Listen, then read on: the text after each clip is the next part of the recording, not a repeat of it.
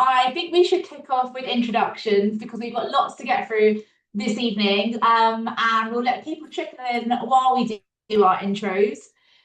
So, good evening, everyone. I am Jazz. I'm one of the co-founders of Luna, and just want to quickly say thank you so much for joining us today and taking time out of your evening to listen in and be part of this webinar. I'm Jazz, and I'm delighted to be co-hosting this evening's event with Ilaria Magagnoli, which is all about navigating confidence in girls as puberty approaches. Now, I'm one of the co-founders of Luna, which is a digital health and well-being app for tweens and teen girls, but also a co-pilot for parents throughout adolescence too. And as I mentioned, I'm delighted to be joined by Ilaria from Inner Wings, an incredible organisation working with schools to build confidence and resilience in young children across the UK. Now, Ilaria will formally introduce herself shortly, but for us, we want to keep this session insightful, taking real insights from teen girls from our platform, but then also using practical tips that Inner Wings deliver in their sessions at schools as well. This session is being recorded, although we can't see any of you on camera, so do feel free to continue doing whatever you might be up to this evening. And there is going to be a Q&A section at the end, so please feel free to use the Q&A button at the bottom of your screens. Feel free to populate any questions throughout the webinar, and at the end, we'll make sure to get through as many as we can.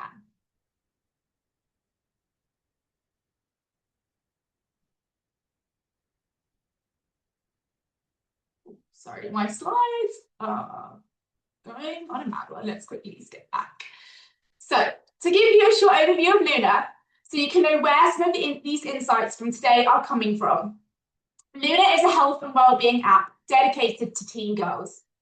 It's co-created with NHS professionals, covering topics like mental health, friendships, relationships, body image, confidence, and so much more.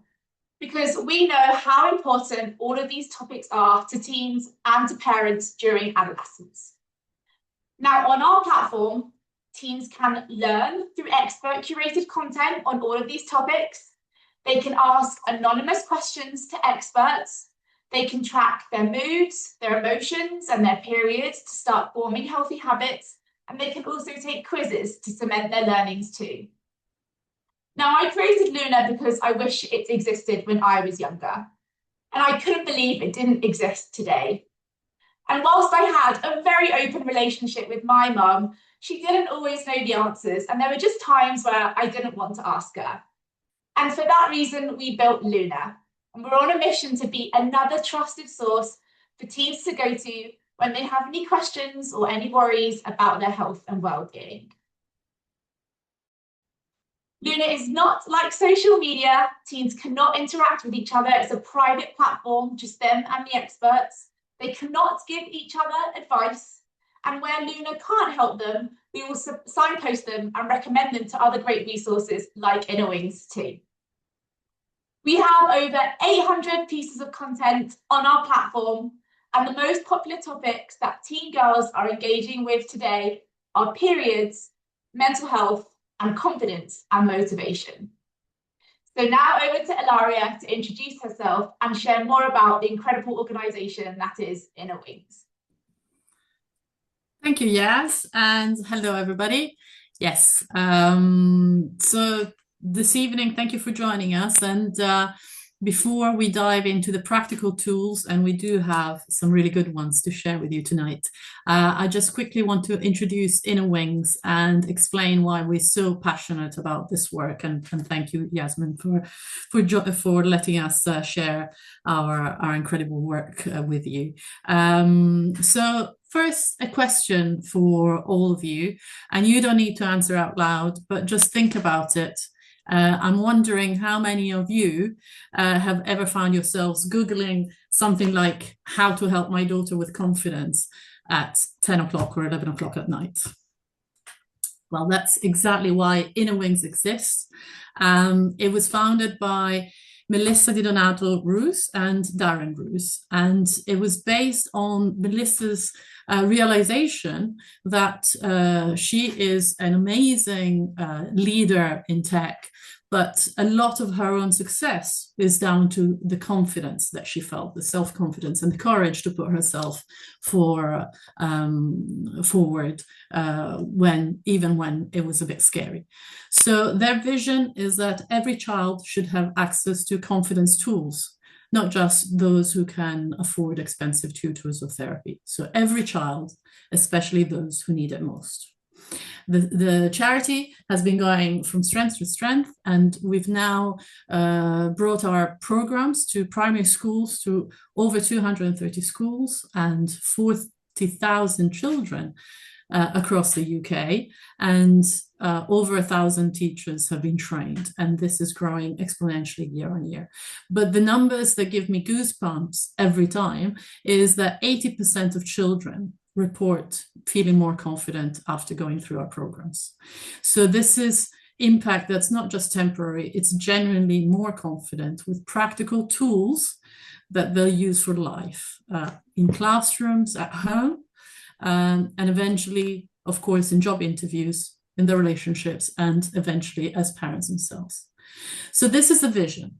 How we do it is the next slide. And our programs are built on the idea of giving toolkits for life.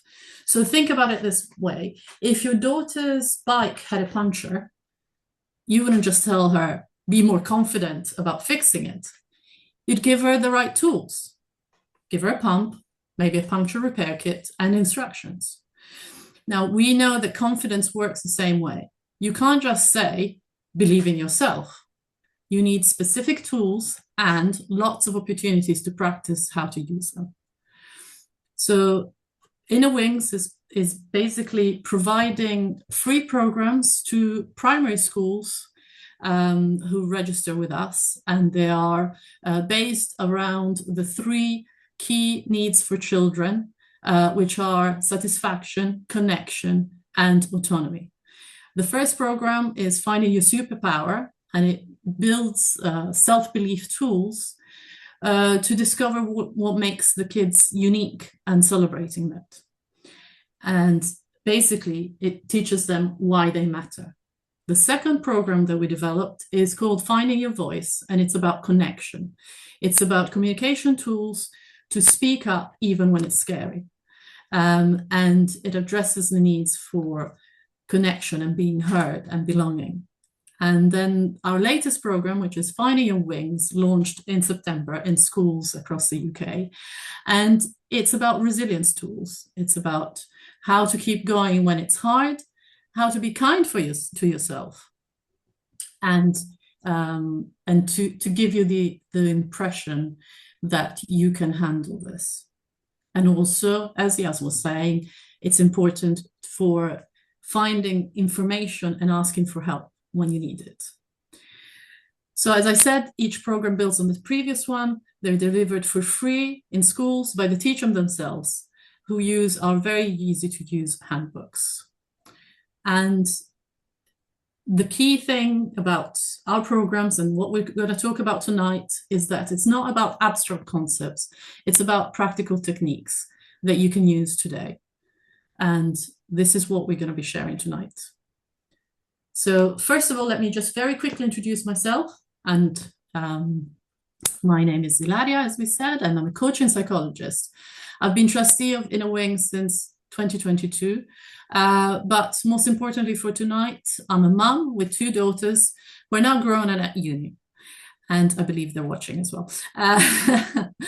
But a confession tonight is that I became a psychologist because of my daughters. I sat here in a similar probably webinar about 10, 12 years ago, when my daughters were going through exactly the kind of challenges that young children are going through. Friendship dramas, body confidence wobbles, brutal transitions to secondary schools. And I realized I needed tools, not just empathy. So I went back to university, got a master in psychology, and learned those evidence-based approaches that we can actually use. And then something brilliant happened, and I found, or rather, Inner Wings found me, a charity doing exactly what I wish existed when my girls were younger. And and yes, I totally resonate with Luna is also one of those organizations that thank goodness that somebody has the vision to bring to life. And so now I help design programs for schools, and I also help other parents avoid this midnight Googling panic that I used to feel. So tonight we're going to be sharing some tools, those tools that we've already taught more than 40,000 kids across the UK. And we know that these work because we've seen the impact of these tools across schools, professionally and personally. So before we get to the practical tools, I just want to share very briefly a few statistics with you. Not to scare you, but to validate what you're already probably sensing. So these are statistics fairly recent, and they talk to the real challenge, especially girls find as they go through puberty in terms of confidence. So 61% of 10 to 17-year-old girls in the UK have low self-esteem. Confidence levels in girls drop by 30% between the ages of 8 and 14. 58% of girls now feel that they're not smart enough to pursue their desired careers. And only 25% of girls feel very confident in their lives, with 50% expressing anxiety about their future. Now, as I said, this is not to scare you, but I'm sharing it because if your daughter is struggling, you're not alone. And she's not alone because it's a pandemic of this generation. This is a landscape our girls are growing up with. And it's harder than it was for us. And the comparison is constant. The pressure is relentless. And the challenges are different. However, these statistics don't have to be the same for all the girls, because we know that confidence can be taught, resilience can be built, and self-compassion can be learned and practiced. And that's why we're here tonight, to give you tools that can shift these statistics. And as we always say at Inner Wings, the change will happen one daughter, one family, one conversation at a time. So before we get to the practical tools, there is just something important that we need to address. And Yas touched on it earlier. But in this day and age, it's so easy for young people to turn to online media, TikTok, Instagram, their friends, and when they're not sure about information, and they can get distorted or we're playing wrong information. So our job as parents is to keep channel of communications open at home, and today's tools will help with that, but also to teach them that they deserve reputable sources, not just hiding it or getting on with it. They're worth finding out and finding people that can help. And the amazing thing that you're already here means that you care enough about their development, and that is already part of the change that you can affect on your girls. And the key thing is that these are tools that they're practice tools. So like learning any instrument or a sport, the key thing is to practice them together, and the more natural they become. So you don't have to be perfect at them. And in fact, you'll hear me say this time and again throughout the evening, modeling not being perfect is the best way to start teaching your girls that the key thing to grow is consistency, and you don't require perfection, it's practice.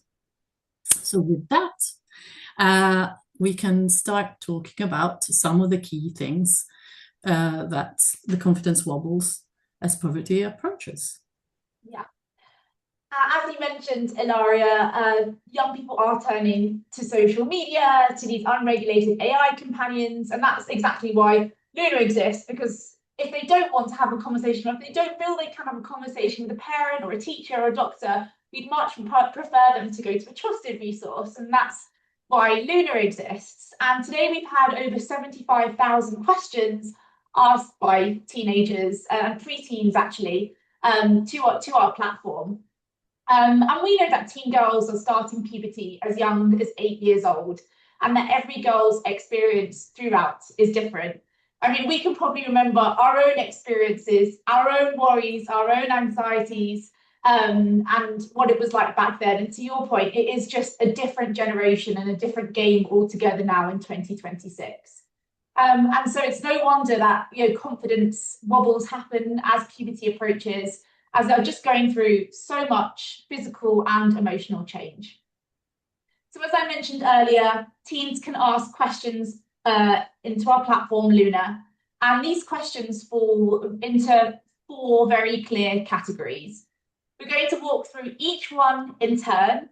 For each theme, I'll share real questions in the girls' own words on the screen, and then Ilaria will share one key practical tool from the Inner Wings toolkit that hopefully you can practice together at home. So let's start with the first. The first theme we found from questions in our platform is that girls are feeling easily overwhelmed or embarrassed. Girls are experiencing a lot of changes during puberty, whether it's physical, emotional, or even changes to their schedules and their routines too. Now, we get a lot of questions around being overwhelmed by the transition to secondary school, which I'm sure resonates with many of you on this call, or you might be thinking about it now with your own daughters. And to be honest, I think that could be a webinar in itself, Ilaria, so maybe that's one to think about. Thinking about new classrooms, new levels of organisation, managing school timetables, homework, new friendship groups. It can really feel like a lot for a young person to manage. We also get a lot of questions in around managing periods at school. Lots of worry and concern around what happens if they start their period at school, who will they tell, what if they don't have the supplies with them. All of these worries all add to the overwhelm and can be distracting them from actually learning in the classroom. And then lastly, we see a lot of questions around peer pressure. So when girls enter this puberty stage, everyone's body is growing at a different pace, whether that's their period starting first, growth spurts, or even hair growth. Your child might be the first, the last, or somewhere in the middle to experience something. And that in itself can cause a lot of overwhelm, questioning, and embarrassment. We get lots and lots of questions about this from our young people, asking us at Luna how they should have conversations with their parents about some of these topics that might be on their minds, about what they're experiencing and how they are feeling. And our role at Luna is to provide the teen with a toolkit to have that conversation with their parents, teachers, or doctors too. So those were 3 key themes within the bucket of teens feeling easily overwhelmed or embarrassed. Over to you, Ilaria. How can parents help their teens navigate some of these feelings? Thank you, Yaz. Yes, yeah, that's certainly something that's a key component of confidence, of course, is this lack of confidence, is this overwhelm. And I think the first tool that I'd like to talk about today is what we call the mind-body connection. And the reason why this is important is because when overwhelm hits, the body knows before the mind. So teaching girls to notice helps them respond rather than react. And then you can put everything into perspective. So the tool we talk about is the notice and name it and the body check-in.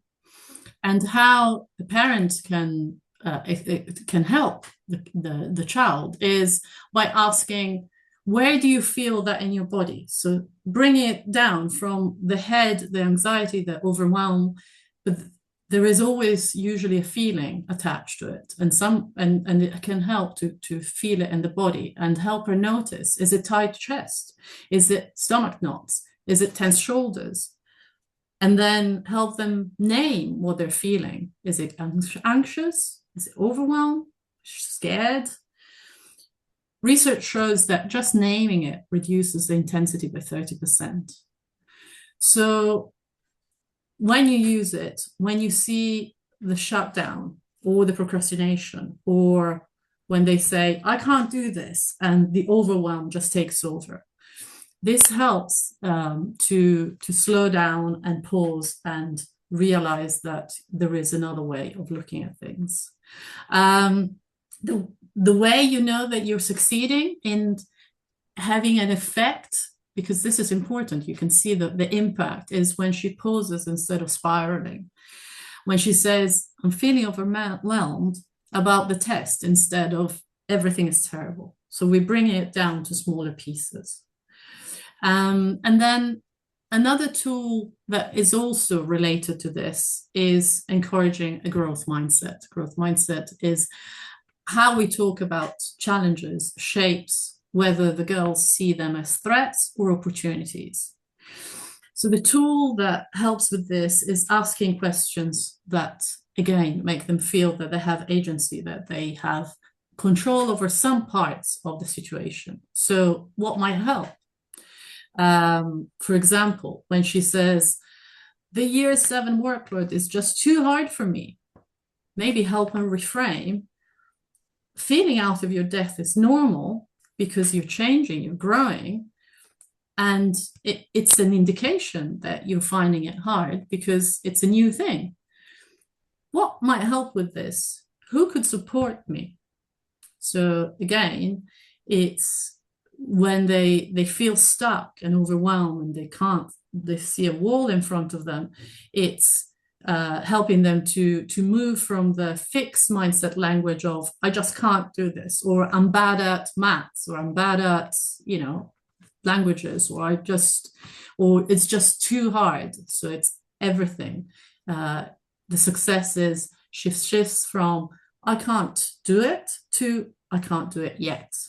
And she thinks, what or who can help me with this?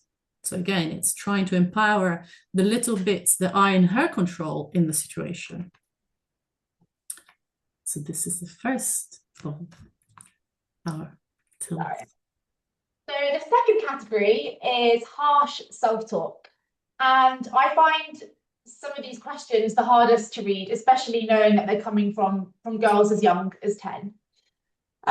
We get a lot of questions in about body confidence. So feelings of not liking how they look, feeling that they should look a certain way, but then also dismissing compliments from parents as friends as them just being nice or lying.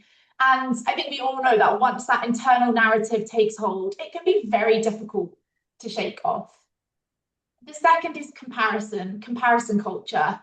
And we get a lot of questions in with girls describing in very specific detail the gap they perceive between themselves and everyone else around them, wanting to look or to be like someone else in their class and not being entirely happy with who they are, which this one makes me feel extremely sad to read it from young people as young as 10.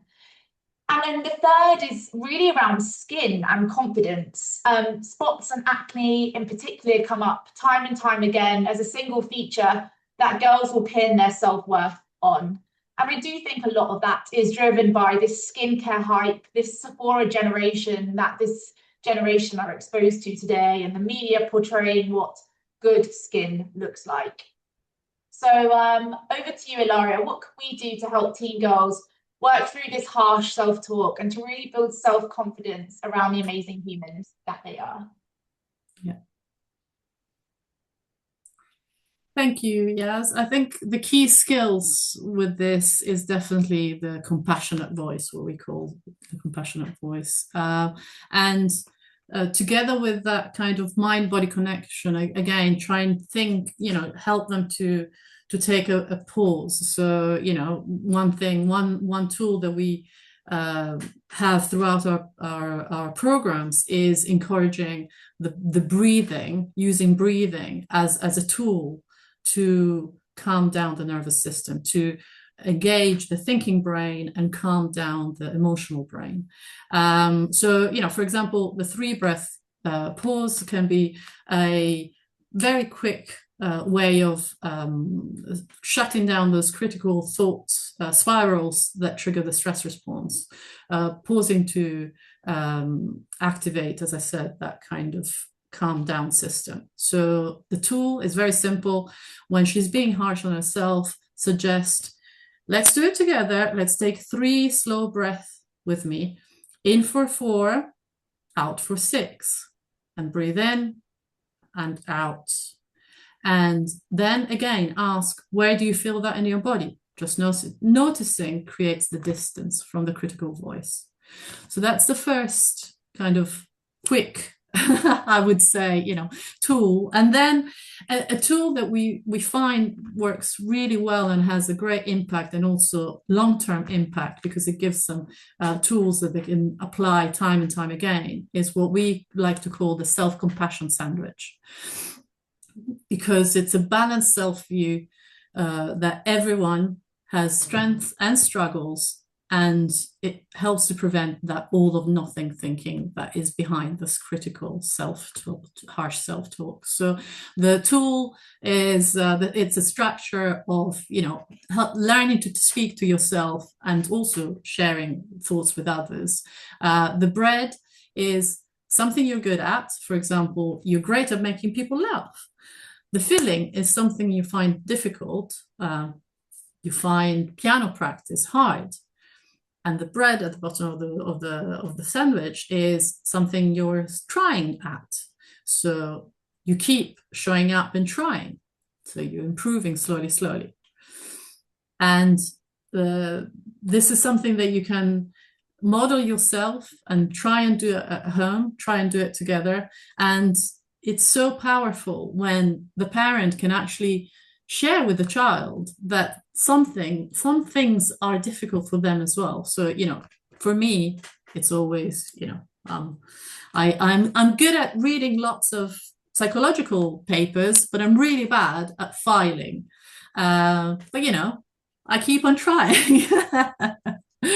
So, this is, and as I said, modeling yourself just helps the children to feel that it's normal and normalizes it. And if it can become a weekly practice, something that happens at the dinner table or on car journeys, not just during crisis, it can really help support the child's, talking to themselves in a softer, nicer way. And the way you see your success is when she can name both strengths and struggles without shame.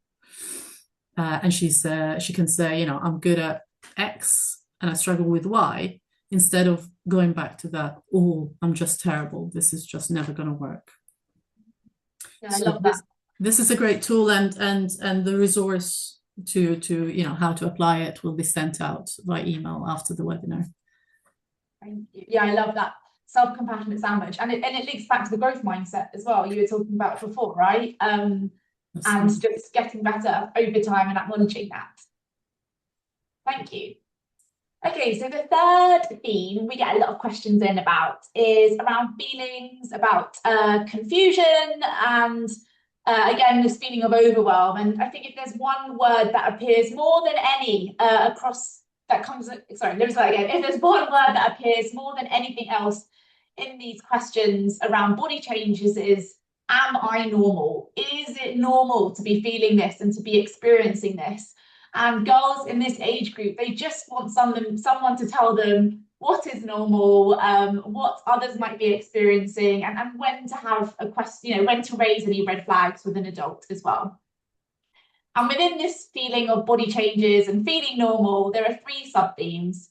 The first is around bras and development, questions about what's happening to them, what to wear, what other people can see and can't see as their body is changing. And I think the specifics really vary, but the underlying worry is usually the same. Is my body doing something wrong? And is anybody else noticing? The second theme we get a lot of questions around is around weight worries. We get questions from girls who describe themselves as not overweight, but still feeling very insecure and wanting to look like someone else. And then the third is that catch-all I mentioned before around, is this normal? And that's around questions to do with stretch marks, body hair, proportions, skin changes, timings. All of these things are causing some anxiety with our teen girls. And a quick poll insight from the Luna community that I think really drives this home is that 1 in 5 teen girls, so 21%, say that their biggest worry about their school uniform is that it might highlight their body insecurities. That's 1 in 5 teen girls every morning getting dressed for school, worrying more about what they look like than thinking about the lesson and the school day ahead. So, Ilaria, what can we do to help reduce some of this comparison culture and to help our teen girls feel more confident? Thanks. Yes. I think, comparison, of course, it's something many young people, and not just young people, struggle with, especially nowadays. Yeah, exactly. Especially with social media and the pressure to be perfect, frankly. And there is a lot, and again, there would be a whole new webinar to be done about perfectionism and how that can be a challenge. But I think the key skill from our point of view, in terms of trying to help with comparison, is fostering self-worth. And one tool that we love sharing with the children is, we call it the brightly colored sunglasses.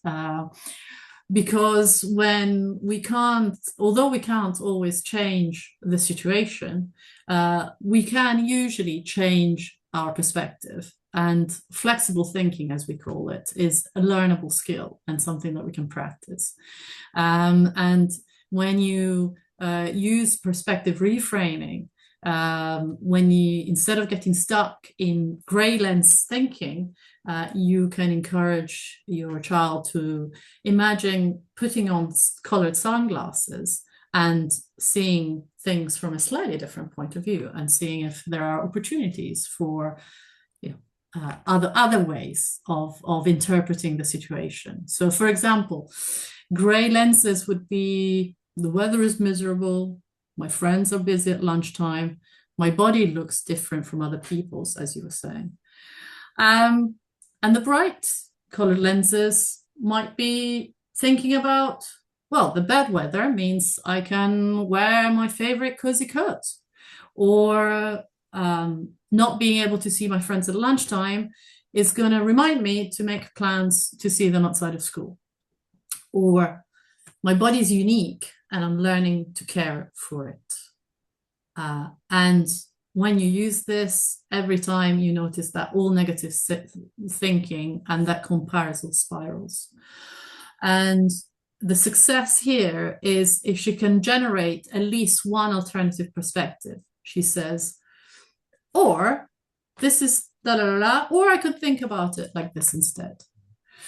Now, one key thing that I want to mention here is that this one doesn't ignore the difficult feelings, but it helps to shift the focus towards possibilities. So we're not talking about toxic positivity here. It's not about pretending that problems don't exist.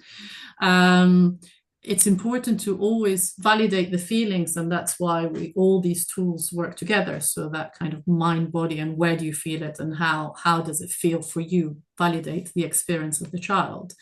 But it's about teaching flexible thinking, getting out of that downward spiral of critical thinking and comparison, and the ability to see the same situation from different angles, like putting on different colored lenses. So, this is another skill that's wonderful to practice together. Next time you're stuck in traffic or the weather is rubbish, you can model it out loud. So you can even just make a joke of it and say, okay, gray lens, this traffic is annoying and we're going to be late. Bright lens, well, at least we have more time to chat, or we can put on the podcast we like. So again, it's small things, but the more you model flexible thinking, the more she'll learn.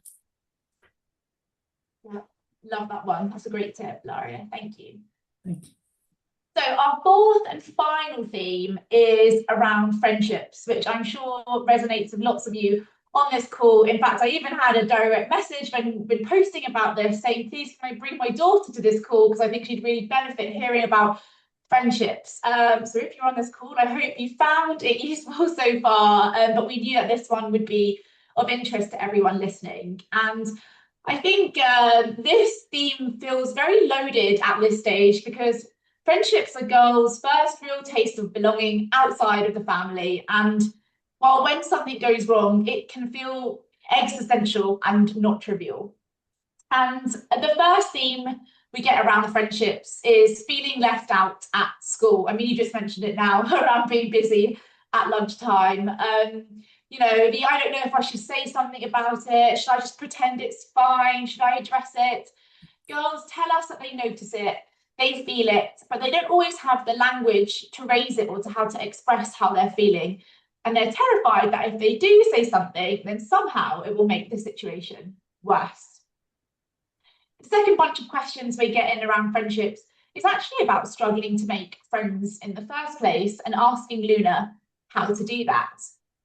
And then the third question we get in is around losing friendships. That slow, confusing drift when a best friend stops texting back or starts sitting with somebody else at lunch or starts to suddenly compete with you. Girls actually describe this as one-upping them. And it's often the first time that they're experiencing the fact that friendships can change without any single dramatic moment, which is in many ways harder to process than just a clean fallout. From our Luna polls, 1 in 3 teen girls, so just over 30%, say that they find making new friends at school challenging or very difficult. So if you're sitting at home with a daughter that might be feeling like this, please know that you're not alone and that we're going to share a great tip now to hopefully help you both. Thank you. Yes, the friendships, I mean, another minefield, but definitely, you know, it's so important, as you say, you know, when the child starts looking for belonging, for validation outside of the family home, obviously, you know, it can open up a whole lot of vulnerabilities, and feeling left out or struggling with friendships can be incredibly painful for young people. So one tool that can help is thinking of friendships as ice cream flavors. This might sound a bit strange, but it just helps to give an idea that you know, friendships can change over time, and that's normal. And you know, it removes the shame from this natural drift that can happen, or you know, natural, or sometimes not so natural. So the metaphor basically goes that, you know, friendships are like ice cream flavors. Your favorites can change over time. You meet lots of different people throughout your life. At some point, you might like, you know, vanilla, and but then, you know, there is a period of time when you want to try strawberry, and sometimes, you know, strawberry and chocolate chip can go together. The key thing is that what you can control is, in friendships and relationships, is how you treat others and what friendships you invest in. What you cannot control is whether someone else chooses you. So, you know, this is a great tool to use when friendships are changing or ending, as you were saying, or when your daughter feels rejected. Just again, try and put it into perspective. And, you know, the success here is if she understands that friendship changes are normal. Again, it's not that it doesn't hurt, but she can focus on being a good friend rather than desperately trying to control whether someone likes her or not, because that's outside of her control. So, and this is one tool, and again, you can model it, you can play around with it, you can have fun with it, with your daughter and with the whole family and extended family. You know, I can think of moments of you know, Easter lunches or Christmas lunches where you've got all lots of you know, flavors around the table. So but another thing that you mentioned, yes, is that kind of difficult conversations. And again, here we try and give, having difficult conversations is definitely a skill, and structure can make it less scary. So we use another sandwich where the structure is similar to the one before, but it's to help children have those kind of slightly challenging conversation, even peer-to-peer, so with their friends. So, you know, the bread, again, you start with something positive, when they're having a conversation with their friend, I really value our friendship, we have lots of fun, I really enjoy it. And then you can share a feeling or a concern, but I really felt hurt when you didn't invite me, or you left me out of the netball game or whatever. And it ends with a positive. I'd love to work this with you together. And again, this is one of those sandwiches that you can role play at home when she needs to address friendship issues but doesn't know how. You can help her to think about how she can put those kind of conversations through. And the amazing thing is, with the structure, it takes a little bit of practice and a little bit of courage, but actually those conversations can happen instead of avoiding it or exploding in anger or distress. And the key thing is that even if it doesn't fix everything, she can use her voice and advocate for herself, which is, of course, the key part of connection and communication.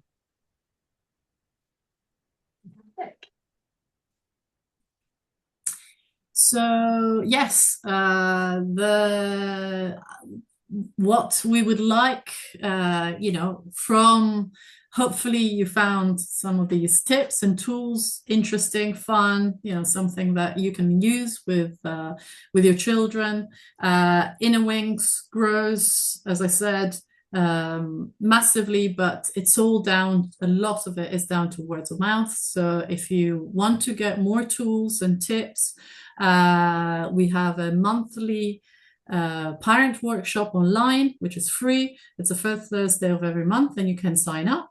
And you've got the details on the website. And also, please introduce us to your schools, or primary schools that you know of, because again, this can really make a difference to so many children, and encourage schools to register. The tools are all free, and we provide training for free to all the teachers who then introduce the programs. Thank you, Ilaria. And then I guess just to circle back to what we said at the start, we know that young people are going online a lot for health and wellbeing information. I think it's 1 in 2 that actually go to online sources before speaking to a parent about puberty. And that's why these tools that they're taught in school, and then platforms like Luna exist to support them and to help them, because they are going online for advice, validation and support, and should instead hopefully be going to parents, and if not, going to safe places that are designed for their young people, to protect them from the harmful content online, and to support them on many of these topics that we've spoken about today. Because as you can see, the anxieties, concerns and worries from young people are real. So yeah, as I mentioned, that's why Luna exists, doing this all with trust, safety at the heart of it all, with no peer-to-peer content or forums like other apps, just experts there to replace and guide our young people. Like I said, we want to be another trusted source for teens to go to when they have any questions or any worries about their health and well-being. And today, more than 250,000 families worldwide use Luna as a trusted companion. We're super proud of all the reviews we get on the App Store, and proud of the partners that we get to work with, like Inner Wings as well. And so we typically recommend Luna from age 11 upwards. And so if you'd like to keep supporting your daughter beyond the webinar, we're offering a 25% off Luna Premium. And we're conscious that your daughters might be young for the app now, but we're going to keep the 25% offer open for when they might feel ready to access a platform like Luna too. And we will send everything along with the Inner Wings information in a follow-up email. But if you're interested in taking a look now, you can scan the QR code on the screen and select the annual plan and enter the discount at the checkout. But like I said, we'll send everything in a follow-up email, so you can check it all out in your own time as well. So I think we've done a lot of the talking now, Ilaria. I am going to stop sharing the screen and go to the Q&A section. So if you have any questions, then we would love to get you to pop them in the Q&A section. Now it's all anonymous. So Ilaria, we've got a couple in already, so I'm going to start with those. The first is, I have tried to implement breathing techniques with my daughter in the past before, but she's always refused to participate as she thinks it is cringe. How can I help her to understand it can be helpful for her? I think that was a great question to ask. So, Ilaria, how do we make the breathing exercises less cringe to the team? Less cringe. I think I've heard this challenge before. I think again, a lot of times the cringe can be, many different reasons, and we don't need to go into that, but a lot of times there can be a bit of insecurity. And so, rather than trying out new things or putting yourself out there, it can be, I'd rather not do it than fail. So it goes back to that kind of perfectionist slight attitude. But I think one great way of thinking about it is when, if they don't know where to start, breaking it down makes it manageable. So, using tiny first steps. So instead of, read this big book together, you can start saying, today let's spend 15 minutes just collecting some books that you might find interesting. And then tomorrow, let's, maybe read a couple of paragraphs or read the introduction and see if how it feels for you. So each tiny steps builds the momentum. So, hopefully it doesn't feel as, again, going back to overwhelming, as big a challenge. And you can see that you're making a bit of a difference when, she takes the first steps and she actually asks for doing that together, even if she's still anxious. She experiences, I can do a little bit instead of I can't do any of it. I don't want to hear about it. And one pro tip for the parents, which works for this, but for so many other things, is, notice and celebrate the small steps, not just the end result. So don't wait until, the finished project or the finished book or whatever, but, just say things like, I noticed you made a start on that book or that project, well done. How did it feel? So that, you build the momentum, you build the feel good factor about the trying as opposed to the outcome. Thank you. Hopefully that helped answer your question. Thank you very much for asking it. Okay, we have another question in, which is, how do you think these difficult feelings and emotions might change throughout the menstrual cycle? And should we allow more leniency in behaviour when my daughter has her period? Sorry, what was the question? The last part of the question? I didn't hear. Last part was around, and should we allow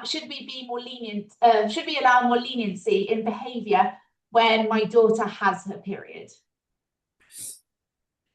Okay, well, again, I think the key thing again goes back to a couple of things. One is helping your daughter to recognize and share the feelings. So, naming it, what we were talking about at the beginning, the notice and naming habit, of how does it feel? Where does it feel? What is it that she's feeling throughout the menstrual cycle? It might be something that repeats every month. It might be something that happens, the first few times. So validating, listening to her and trying to understand and make her understand that, we're all different and we can appreciate how it feels differently. So, that again, that's the first thing to help try and establish a connection. And then other in terms of the leniency, it's again establishing, I think the best way to explain it is, establishing boundaries, but then agreeing that within those boundaries of behavior, of things that need to be done, there can be moments throughout a person's life. It can be due to a period, but it can be due to stress or other things, where it's okay to say, today I don't feel quite up to whatever, going to play tennis or whatever it is.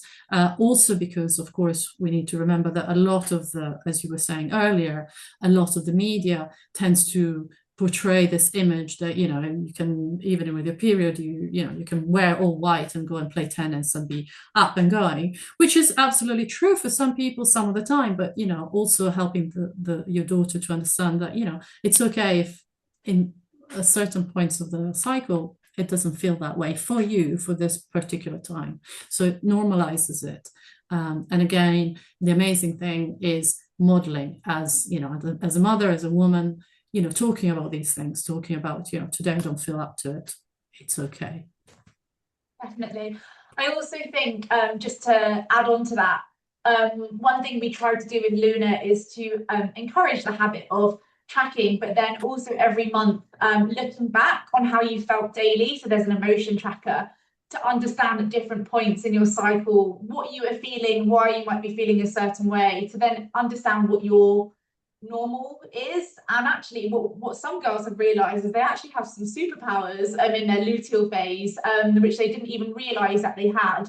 And so I think part of the reason Luna also exists is to enable that habit tracking early, but understanding their bodies too, and how they might be feeling. So yeah, I guess if your daughter has a period tracker, sitting down every month and looking at the insights to understand why she might be feeling a certain way and discussing that together could also be really helpful. I wish I had that when I was younger, because that would have helped me understand so much. And actually, I am actually really good at the gym on my period. Who knew that?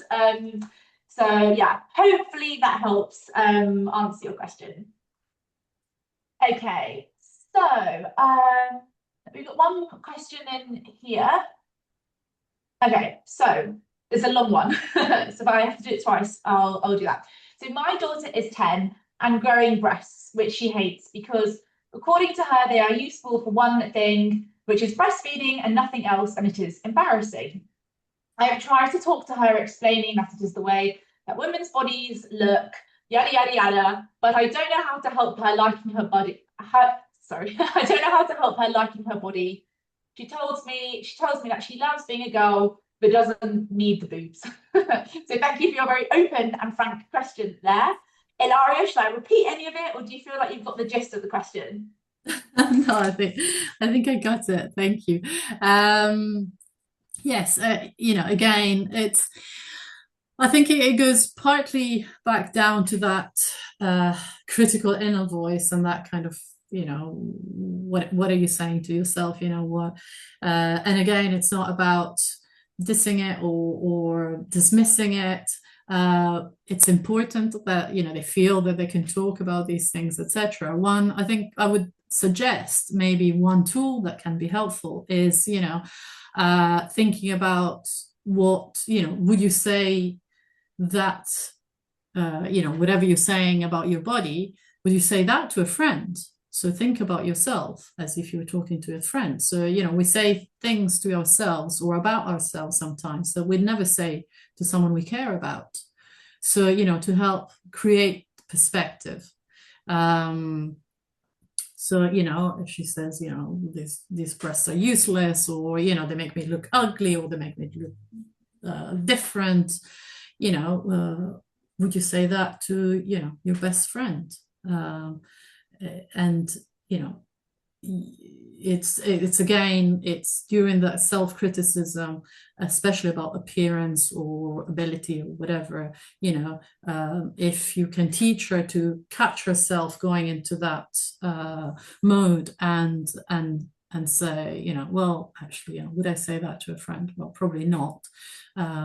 We talk about awareness being the first step in change, ABC. So I would suggest that that's a good way to start. Thank you very much, Ilaria. Just a follow-up question to that. What if your daughter doesn't want to open up to you? Do you have any suggestions of where to have these conversations? how to have these conversations. We know that they can sometimes feel a bit awkward, both to the young person and the parent. So do you have any tools and tips for parents who might be wanting to have these conversations but aren't really sure how to approach them as the sort of puberty age begins? Yes, well, certainly, yes, I can relate from a personal point of view also to how tough it is sometimes to sit down and have the conversation. I think with a lot of these things, whether it's body image or confidence or whatever it is, I would say try and have what we can call micro conversations. So a lot of just opening and as a parent being vulnerable first and talking about these things that might not be easy for us either, so that they feel that we can understand, because I guess sometimes it can be that kind of generational barrier. So that would be one thing. Certainly in terms of environments, a lot of the time, again, research shows that if you're not facing one another, so walking or driving, I've had some great conversations holding the steering wheel. Sometimes that can help also not to when you get slightly agitated, to take those breaths yourself, or doing puzzles, or we were talking about the other day with Siobhan, who's on the call, doing a mosaic together, or collage or some other activity that can spark conversations without having that kind of face-to-face, face-off, me and you, and a lot of the times it's also the eye contact that can create a bit of okay, I'm freezing now, so just throw away. But I think the key thing is also having those, not making it feel like, okay, now we need to talk about it. I mean, sometimes obviously there is a reason why you need to have a big talk, but a lot of the times just starting from when they're younger, casual conversations about things that are a bit difficult, and using the tools like we talked about, those conversation sandwiches. I think that can be helpful. Yeah, definitely. I've also heard the TV is a great one, because often something being shown on the TV sparks a conversation of interest. Again, you're sitting side by side, no need for the eye contact, but you can relate it back to what might be showing on the movies or whatever, Netflix. Absolutely, definitely. And sometimes, I mean, even I've sat with my girls, or watching some reality TV shows that I would cringe talking about the cringing. But actually, then you can have something to talk about, and actually asking them, what do you think about what they said there, and try not to be too judgmental. I know my face says it all, but but then kind of trying to foster that kind of open conversation, but always acknowledging that we can't be everything all the time. So also encouraging sometimes to say, well, if this is too difficult to talk about it with me, is there somebody else? Again, empowering them to feel, to find the right sources of information. Yeah. We've got 1 minute left. We've got one question I'd love to try and answer, which is, how can I get my partner more on board with using these techniques? Yeah. Okay. So I think again, it goes back to that kind of modeling, and certainly you can share, some of the reasoning behind it, and trying to think, why we're doing this. To obviously we know that girls tend to have issues with self-confidence, etc., etc. So let's try and work together. So try and get the buy-in, but ultimately. I think the modeling yourself and the showing that these things make difference, and going back to that kind of celebrating the small wins, breaking it down and celebrating, okay, so we tried to do this, we tried to use the conversation sandwich, this really worked. Maybe you can get the partner to see that there is something that can be changed, because again, sometimes it can be just they're not sure how to approach it, perhaps. And so, maybe if you show. In the chat box too.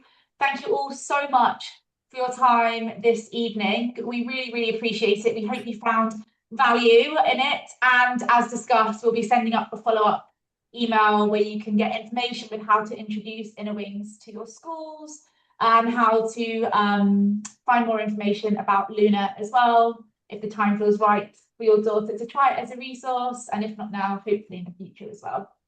So thank you all so much. Thank you for taking time to answer the questions. I can see you doing that all now, and have a great rest of your evening.